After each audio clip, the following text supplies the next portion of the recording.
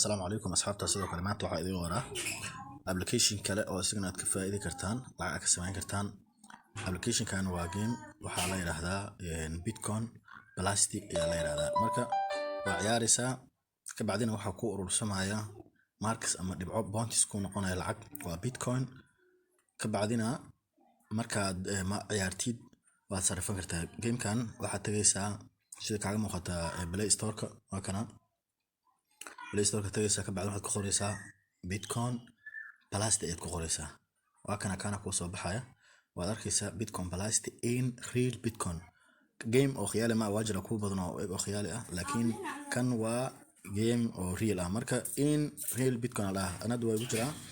update iyo marka way ugu jiraa caada soo gelinaya waad ka noqonaysaa isaga tagaysaa banaanka ayuu igu soo dagay waa kana ka bacdi waa shaqeynaysaa markaas aad game ka ciyaartida aad ka raysid wuxuu ku ururinayaa markets kadibna level ayuu leeyahay oo uu gudbaa levelkaas marka aad dhamaysid isbuuci hal mar aad sarifan kartaa lacagta uu game kan ku ururinayo hal mar aad sarifan kartaa halka mar waxay ku noqon kartaa hadii aad shaqeystid 500 dhibcood 100 dhibcood 100 dhibcood 500 dhibcood hal milyan aad inta shaqeysay ku xiran tahay inkastoo markuu dhamaado xilli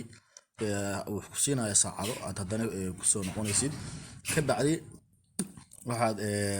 ku tusinayaa aan fiiriyay tijaabiyay maanta halka hadda waxa kaaga muuqanaya 504 Bitcoin waa 502 shwaye waa Bitcoin lacagtan waa isla maanta mid la soo diray waaye marka waxay ku xiran tahay shaqadaada inta qabatid adiga ka bacdina waa uu aruuraya dhibcahaas dib u sarifanaya marka kuwa kalena waa arki doontaa insha Allah taala balkan hala fiiriyo wax laga faa'iisto